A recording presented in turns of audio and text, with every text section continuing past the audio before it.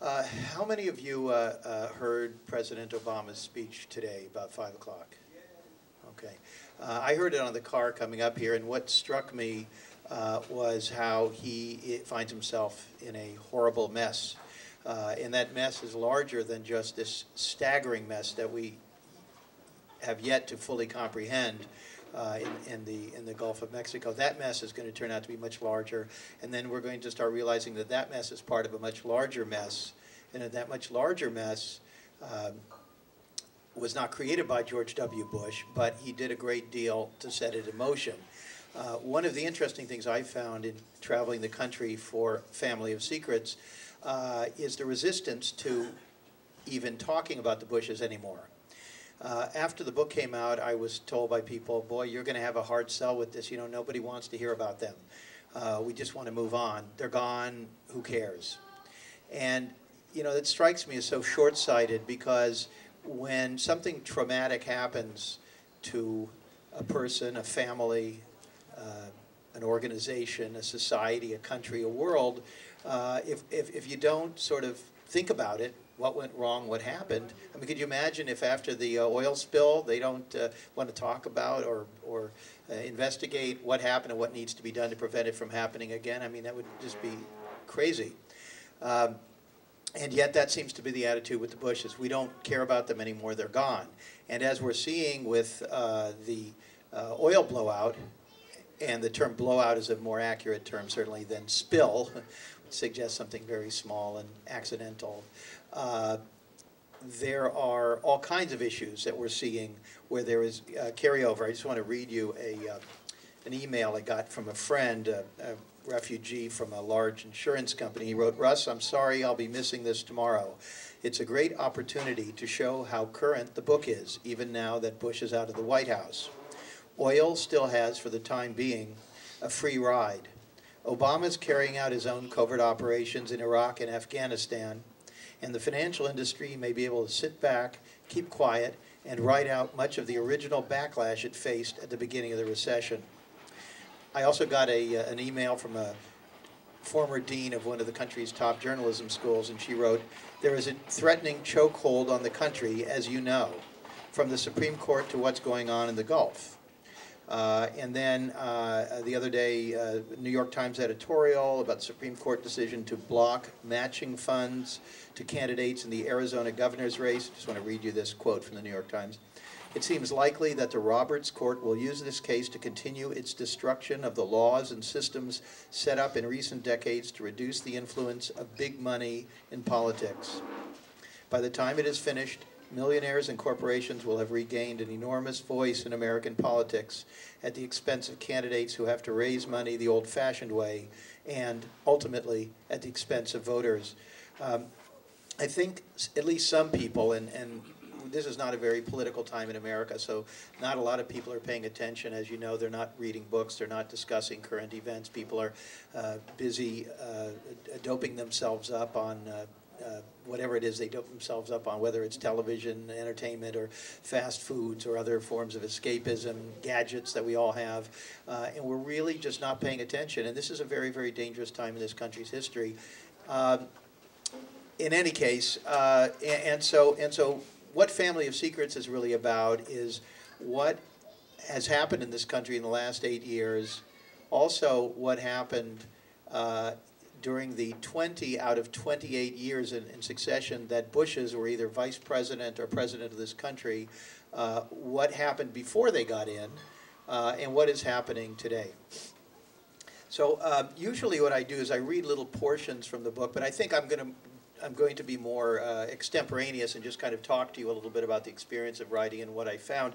I will read you a section, however. I've just begun reading it recently. This is about British Petroleum. And one of the things I find so interesting is that it seems every few weeks there's some other crisis, and somebody says to me, "Hey, that's in your book. You were dealing with how we got where we were on that." So let me start reading from a chapter called "Shock and Oil." The affection felt by the Bushes and their friends for the British Isles has been remarked on by numerous authors. It is manifested in a variety of ways, from a passion for Scottish tartans to claims of distant blood relationships to the Queen. The Bush family moneyman, William Farish, even stables Queen Elizabeth's horses in Kentucky and was dispatched by President George W. Bush as ambassador to the court of St. James. And the guardians of royalty returned the favor.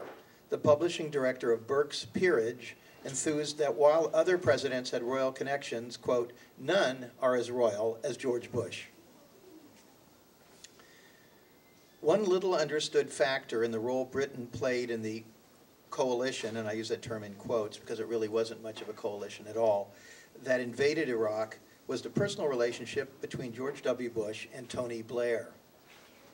Many were surprised that Blair, a Labor Party politician who had gotten on famously with Clinton, quickly developed a similar rapport with Bush. But once again, there was a backstory, this one involving a mutual friend of both Blair and Bush. The story also involved oil. Going back several generations, the Bush family had been close friends with a powerful Scottish banking family, the Gamels. After World War II, J.A.H. Gamel ran the British military mission to Moscow, while Averell Harriman, Prescott Bush's business partner, Prescott is George W.'s grandfather. While Averell Harriman, Prescott Bush's business partner, was the U.S. ambassador there. Gamel's son, James Jimmy Gamel of Edinburgh, somehow became close with Poppy Bush. Now, by the way, just out of curiosity, how many of you have already read Family of Secrets? Okay, about a third of you. What I do is, because it gets confusing and tiresome to keep saying George Bush, the father, George Bush, the son, I use the nicknames that the family uses, father, Poppy, and the son, W. So Jimmy Gamel, the son, somehow became close with Poppy and was an early investor in Bush Overby, one of Poppy's first intelligence-tinged business ventures in Midland, Texas in the early 1950s. One of the themes in Family of Secrets is that to understand George W. Bush and what he did, you needed to understand his relationship with his father. And we were all told repeatedly by the media and by historians that the father and son were somewhat estranged. You may remember there was this notion of a sort of an Oedipal situation, and that the son, there were all these statements how the son didn't listen to the father about Iraq and so on. They went out of their way to create that impression, because the truth was that the father and the son were joined at the hip. And while the son was much more brash and the father much more cautious, they shared loyalties to the exact same interest, and they were essentially carrying out the same policies. It was more a matter of degree than anything else, and they did not want anyone to figure this out. The father had one term in office and then lost. He was never tremendously popular, and they decided they were going to remake the son completely for popular consumption, and that's exactly what they did. This is why the son was wildly more popular, because he had a ranch. He wore cowboy boots. He chewed chewing tobacco. He was a regular guy. But the fact of the matter is they constructed all of this. This was Karl Rove and their whole team, carefully studying American appetites and knowing that Americans didn't really pay any attention to policy at all, that really all they cared about was which guy they were more likely to want to have a cup of coffee or a beer with. And even though George Bush didn't drink beer, he liked to claim how much beer he had drunk before, and so this was good enough for an awful lot of people.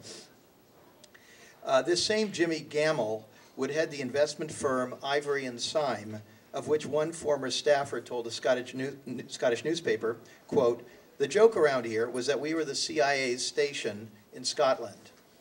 Now, what I get into in the early chapters of Family of Secrets is that